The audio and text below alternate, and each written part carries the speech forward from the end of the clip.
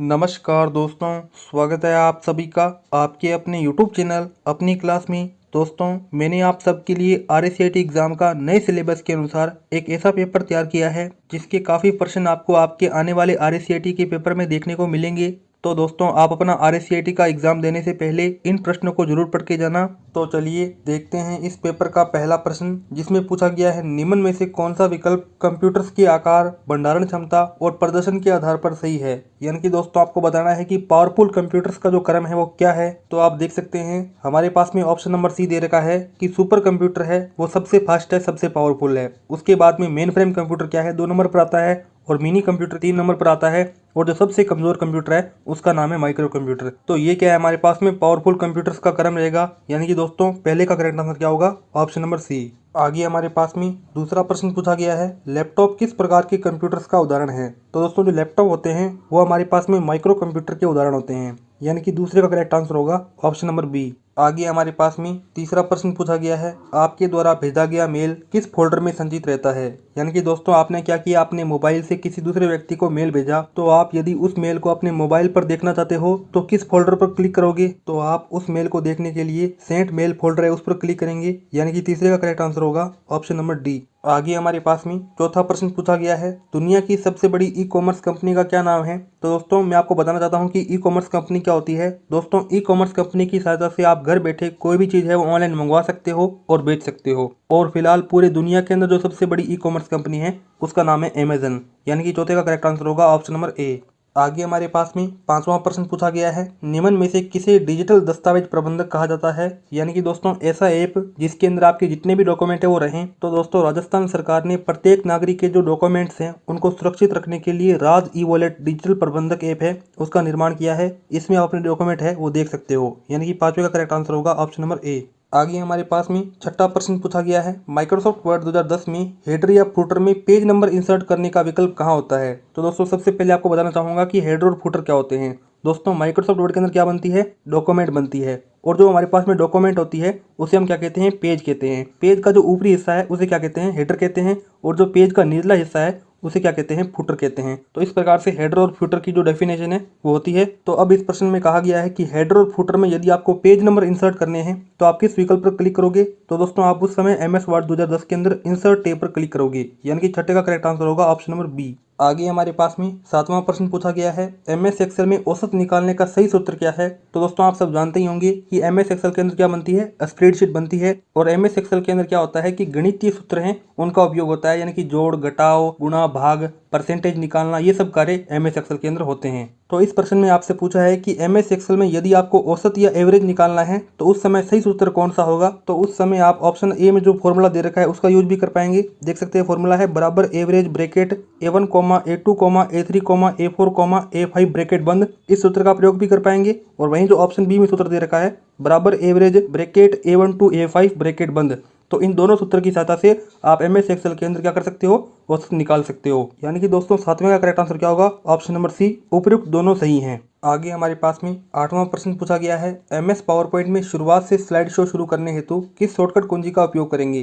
तो दोस्तों, आपको सबसे पहले बताना चाहूंगा कि MS पावर पॉइंट के अंदर क्या बनती है, प्रेजेंटेशन बनती है। और प्रेजेंटेशन के अंदर क्या होती है, विभिन्न स्लाइडें होती है। जिससे ये क्या है, एक प्रेजेंटेशन की विभिन्न स्लाइडें हैं। तो दोस्तों, यदि आपको किसी स्लाइड का स्लाइड शो स्टार्ट करना है तो आप क्या करेंगे, आप कीबोर्ड पर F5 कुंजी है उसका प्रयोग करेंगे। यानी कि दोस्तों, हमारे पास में शॉर्टकट कमांड क्या होगी, वो होगी F5। यानी कि आठवें का करेक्ट आंसर होगा ऑप्शन नंबर ए। आगे हमारे पास में नौवां प्रश्न पूछा गया है, डिवाइस ड्राइवर्स किस प्रकार के सॉफ्टवेयर का प्रकार है। तो दोस्तों, जो डिवाइस ड्राइवर्स होता है वो हमारे पास में सिस्टम सॉफ्टवेयर का प्रकार होता है। यानी कि नौवें का करेक्ट आंसर होगा ऑप्शन नंबर बी। आगे हमारे पास में 10वां प्रश्न पूछा गया है, ऑनलाइन अपनी शिकायत दर्ज करवाने हेतु SSO में प्रयुक्त ऐप कौन सा है। तो दोस्तों, आपको सबसे पहले मैं SSO की फुल फॉर्म बताना चाहूंगा। SSO की फुल फॉर्म होती है सिंगल साइन ऑन। और यदि आप किसी अधिकारी के खिलाफ सरकार को एक कंप्लेंट या शिकायत दर्ज करवाना चाहते हैं तो आप राज संपर्क ऐप है उसकी सहायता से आप उस शिकायत को दर्ज करवा सकते हैं। यानी कि 10वें का करेक्ट आंसर होगा ऑप्शन नंबर सी। आगे हमारे पास में 11वां प्रश्न पूछा गया है, ईमेल के अंदर बिन फोल्डर में कौन से मेल होते हैं। तो दोस्तों आपको बताना चाहूँगा कि यदि हम कोई मेल है वो मिटा देते हैं तो वो जो हमारा मेल है वो बिन फोल्डर में या फिर ट्रेश फोल्डर में चला जाता है। यानी कि दोस्तों ईमेल के अंदर जो डिलीट किए हुए मेल हैं वो कहाँ चले जाएंगे, बिन फोल्डर के अंदर चले जाएंगे। यानी कि 11वें का करेक्ट आंसर होगा ऑप्शन नंबर डी। आगे हमारे पास में 12वां प्रश्न पूछा गया है, एसएसओ का पूरा नाम क्या है। तो दोस्तों आपको मैंने कुछ ही देर पहले एसएसओ की फुल फॉर्म बताई थी। दोस्तों एसएसओ की फुल फॉर्म क्या होती है, सिंगल साइन ऑन। यानी कि 12वें का करेक्ट आंसर होगा ऑप्शन नंबर सी।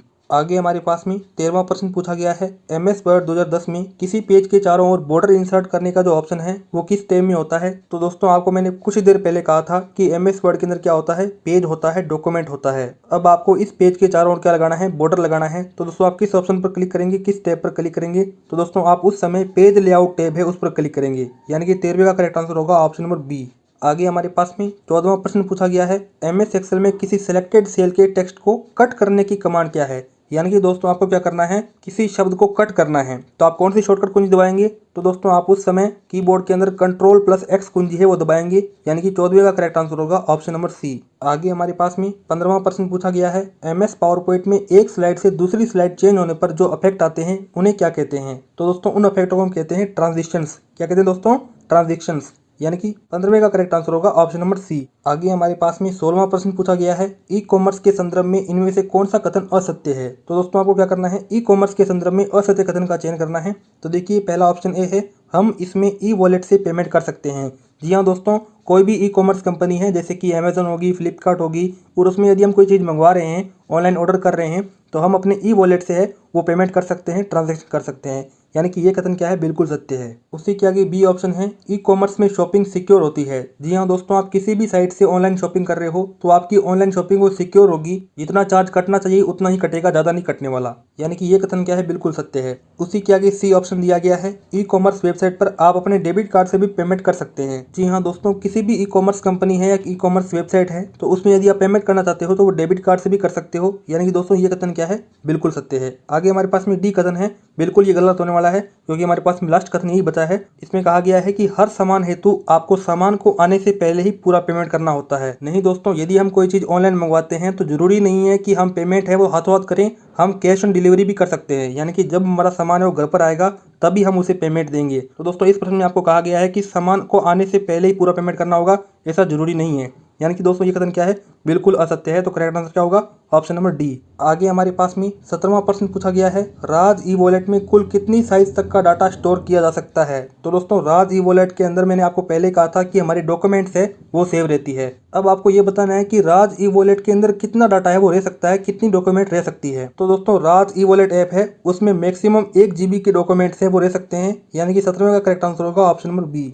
आगे हमारे पास में 18वां प्रश्न पूछा गया है, निम्न में से कौन सी कंप्यूटर की एक विशेषता है। तो हम सबसे पहले ऑप्शन बी देखते हैं, अनंत संचयन क्षमता। नहीं दोस्तों, किसी भी कंप्यूटर के अंदर इन्फिनिटी स्टोरेज कैपेसिटी है वो नहीं होती, उसके अंदर कोई ना कोई लिमिट जरूर होती है। तो ये क्या है, कंप्यूटर की विशेषता नहीं है। उसी प्रकार से उच्च IQ लेवल, नहीं दोस्तों, कंप्यूटर के अंदर दिमाग नहीं होता, हम जो उसको टास्क देते हैं उसी टास्क को वो पूरा करता है। यानी कि दोस्तों उच्च IQ लेवल है वो नहीं होता। तो अब हमारे पास में बचा ऑप्शन नंबर ए, विविधता। जी हाँ दोस्तों, कंप्यूटर की एक विशेषता होती है कि कंप्यूटर में बहुत सारी विविधताएं होती है। यानी कि कंप्यूटर विंडोज 7 का भी आता है, विंडोज 8 का भी आता है, विंडोज 10 का भी आता है, विंडोज विस्टा का भी आता है। यानी कि जब कंप्यूटर में अलग अलग ऑपरेटिंग सिस्टम होंगे तो कंप्यूटर में विविधता तो होगी ही, जाहिर सी बात है। तो 18वें का करेक्ट आंसर क्या होगा, ऑप्शन नंबर ए। आगे हमारे पास में 19वां प्रश्न पूछा गया है, निम्न 2 कथनों को पढ़कर सही विकल्प का चुनाव कीजिए। तो हमारे पास में पहला कथन है, स्नैपडील एक ऑनलाइन पेमेंट की वेबसाइट है। नहीं दोस्तों, स्नैपडील जो है वो एक प्रकार की ई कॉमर्स वेबसाइट है जिसके माध्यम से हम कोई भी चीज ऑनलाइन मंगवा सकते हैं और बेच सकते हैं। यानी कि दोस्तों ये कथन क्या है, बिल्कुल असत्य है। उसी प्रकार से दूसरा कथन दिया गया है, अमेजन में आप किसी प्रोडक्ट के लिए क्रेडिट कार्ड से पेमेंट नहीं कर सकते। नहीं दोस्तों, अमेजन पर हम क्रेडिट कार्ड से पेमेंट है वो भी कर सकते हैं। यानी कि दोस्तों ये दोनों के दोनों कथन क्या हैं, बिल्कुल गलत हैं। तो हमारे पास में इसका जो करेक्ट आंसर है वो होगा ऑप्शन नंबर डी, कथन 1 तथा कथन 2 दोनों असत्य हैं। आगे हमारे पास में 20वां प्रश्न पूछा गया है, MS वर्ड में पहले से सेव की हुई फाइल को किसी अन्य नाम से सेव करने हेतु कौन सा ऑप्शन प्रयुक्त होता है। यानी कि दोस्तों आपने MS वर्ड के अंदर कोई एक डॉक्यूमेंट बनाई और उसको सेव कर लिया और वो जो डॉक्यूमेंट है वो ऑटोमेटिक डिफॉल्ट रूप से DOCX नाम से सेव हो गई। अब आपको क्या करना है, इस नाम को चेंज करना है। तो दोस्तों आप क्या करेंगे, तो आप उस फाइल का नाम चेंज करने के लिए सेव एज ऑप्शन है उस पर क्लिक करेंगे। इस पर क्लिक करने के बाद आप उस डॉक्यूमेंट का नाम है वो चेंज कर सकते हैं। यानी कि 20वें का करेक्ट आंसर होगा ऑप्शन नंबर बी। आगे हमारे पास में 21वां प्रश्न पूछा गया है, एक्सेल में एक टेक्स्ट के शुरुआत और अंत में उपस्थित रिक्त स्थान को निकालने हेतु प्रयुक्त फंक्शन कौन सा है। यानी कि दोस्तों आपने MS एक्सेल में कोई एक सेल ली और उस सेल के अंदर एक नंबर लिखा 1 2 3 4 5 6। क्या लिखा दोस्तों 1 2 3 4 5 6। तो अब आप क्या करना चाहते हो कि इस सेल के अंदर जो 1 और 6 हैं इसको तो रखना चाहते हो, लेकिन दोस्तों जो 2 3 4 5 है इसको हटाना चाहते हो। तो आप कौन से फंक्शन का यूज करोगे। तो दोस्तों आप उस समय ट्रिम फंक्शन का यूज करोगे, यानी कि 21वें का करेक्ट आंसर होगा ऑप्शन नंबर ए। आगे हमारे पास में 22वां प्रश्न पूछा गया है, MS पावर पॉइंट में एनिमेशन टैब का क्या उपयोग है। तो दोस्तों MS पावर पॉइंट के अंदर जो एनिमेशन टैब होता है उसकी सहायता से हम किसी टेक्स्ट या ऑब्जेक्ट के ऊपर इफेक्ट है वो अप्लाई कर सकते हैं, यानी कि दोस्तों करेक्ट आंसर क्या होगा ऑप्शन नंबर बी। आगे हमारे पास में 23वां प्रश्न पूछा गया है, मिनी कंप्यूटर्स का क्या उपयोग है। तो दोस्तों जो मिनी कंप्यूटर्स है उसका उपयोग छोटे व्यापारों में होता है, छोटे छोटे बिजनेस में होता है, यानी कि दोस्तों 23वें का करेक्ट आंसर क्या होगा ऑप्शन नंबर डी, छोटे व्यापारों में।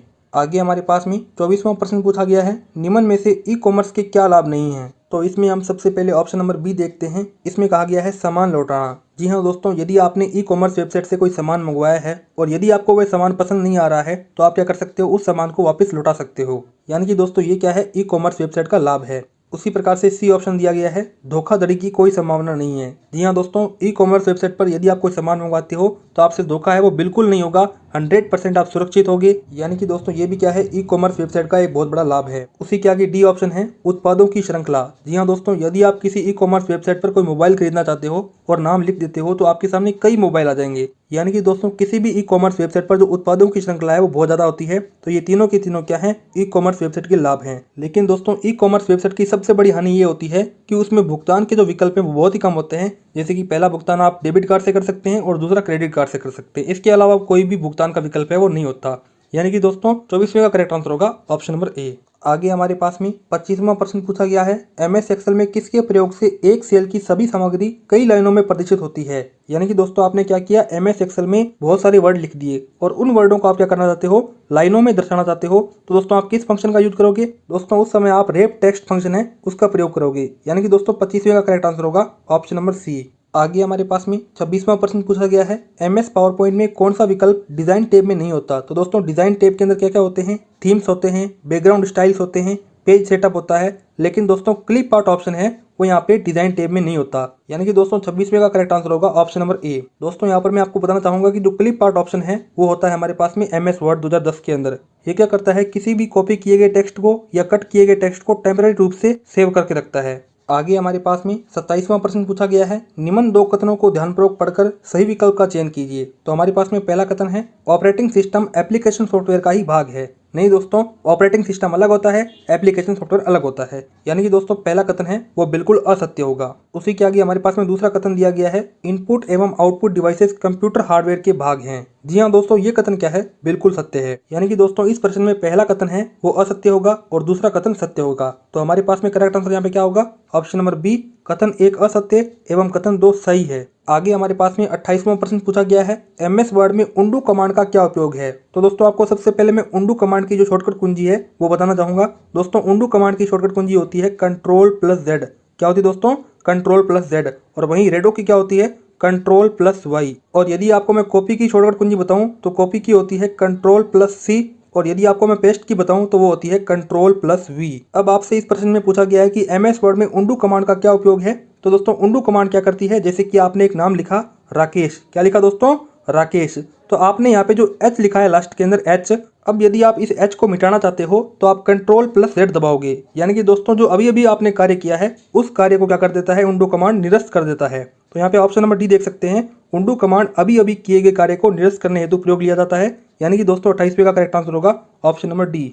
आगे हमारे पास में 29वां प्रश्न पूछा गया है, MS एक्सेल में फ्रीज पेंट्स कमांड का क्या उपयोग है। तो दोस्तों हमारे पास में जो MS एक्सेल के अंदर फ्रीज पेंट्स कमांड होती है वो क्या करती है, वो एक वर्कशीट में रो तथा कॉलम टाइटल को होल्ड करने हेतु उपयोग ली जाती है, ताकि जब वर्कशीट को स्क्रॉल किया जाए तो वह स्क्रॉल ना हो, यानी कि दोस्तों करेक्ट आंसर क्या होगा, ऑप्शन नंबर सी। आगे हमारे पास में 30वां प्रश्न पूछा गया है, MS पावर पॉइंट में किसी स्लाइड की साइज को परिवर्तित करने का विकल्प किस स्टेप में होता है। यानी कि दोस्तों आप जो स्लाइड बना रहे हो उसको आप दो साइजों के अंदर लगा सकते हो। पहला आपके पास में क्या होगा, लैंडस्केप और दूसरा क्या होगा पोर्ट्रेट। तो दोस्तों यदि आप अपनी मनपसंद की साइज लेना चाहते हो तो आप MS पावर पॉइंट के अंदर कौन से टैब पर क्लिक करेंगे, आप उस समय व्यू टैब पर क्लिक करेंगे। किस पर क्लिक करेंगे दोस्तों, व्यू टैब पर, यानी कि 30वें का करेक्ट आंसर होगा ऑप्शन नंबर ए। आगे हमारे पास में 31वां प्रश्न पूछा गया है, SSO में किस ऐप को GIS यानी कि दोस्तों जियोग्राफिक इंफॉर्मेशन सिस्टम भी कहा जाता है। तो दोस्तों जो हमारे पास में राजधरा ऐप होता है उसे हम क्या कहते हैं, GIS कहते हैं, यानी कि 31वें का करेक्ट आंसर होगा ऑप्शन नंबर बी।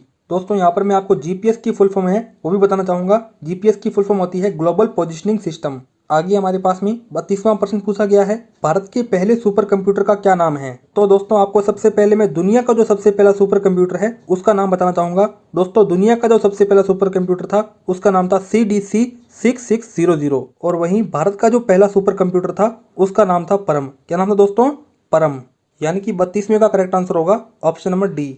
आगे हमारे पास में 33वां प्रश्न पूछा गया है, MS वर्ड में आप क्या इंसर्ट नहीं कर सकते। तो दोस्तों हम MS वर्ड के अंदर टेबल इंसर्ट नहीं कर सकते क्योंकि जो टेबल है वो तो बनती है MS एक्सेल के अंदर, और वहीं स्मार्ट आर्ट, पिक्चर और PDF ये तीनों की तीनों चीजें क्या कर सकते हैं, MS वर्ड में हम ऐड कर सकते हैं, यानी कि दोस्तों 33वें का करेक्ट आंसर होगा ऑप्शन नंबर ए। आगे हमारे पास में 34वां प्रश्न पूछा गया है, MS एक्सेल में लेन फंक्शन का क्या उपयोग है। तो दोस्तों MS एक्सेल के अंदर जो लेन फंक्शन होता है वो क्या करता है, वो टेक्स्ट स्ट्रिंग की लंबाई को बताता है। यानी कि दोस्तों आपके पास में जो MS एक्सेल के अंदर कोई सेल होती है उस सेल के अंदर यदि आप कोई टेक्स्ट लिखते हो और उस टेक्स्ट की आप लंबाई मापना चाहते हो तो आप किसका उपयोग करोगे, आप लेन फंक्शन का उपयोग करोगे, यानी कि दोस्तों 34वें का करेक्ट आंसर होगा ऑप्शन नंबर ए। आगे हमारे पास में 35वां प्रश्न पूछा गया है, UIDAI का पूरा नाम क्या है। तो दोस्तों आपको बताना चाहूंगा जो हमारी आधार कार्ड बनाने वाली कंपनी है उसका क्या नाम है, UIDAI है, और वहीं UIDAI की फुल फॉर्म क्या होती है, unique identification authority of India, यानी कि 35वें का करेक्ट आंसर होगा ऑप्शन नंबर डी। तो दोस्तों इस प्रकार से मैंने आपको इस वीडियो के अंदर आपके RSCT एग्जाम के नए सिलेबस के अनुसार 35 मोस्ट इंपॉर्टेंट क्वेश्चंस बताए। दोस्तों यदि आपको ये प्रश्न अच्छे लगे हों तो इस वीडियो को लाइक करो, चैनल को सब्सक्राइब करो और मुझे जल्दी से कमेंट करके बताओ कि आपके इन 35 प्रश्नों में से कितने % सही हो रहे हैं। और साथ ही यदि आपका कोई ऐसा मित्र है जो कि आने वाला RSCT एग्जाम देने वाला है तो उसे भी ये वीडियो शेयर करो ताकि उसे भी RSCT के इंपॉर्टेंट क्वेश्चन पता चल पाए और वो भी अच्छे % ला पाए। दोस्तों इस वीडियो में इतना ही था, अब मिलते हैं किसी अन्य वीडियो में, तब तक के लिए जय हिंद, जय भारत।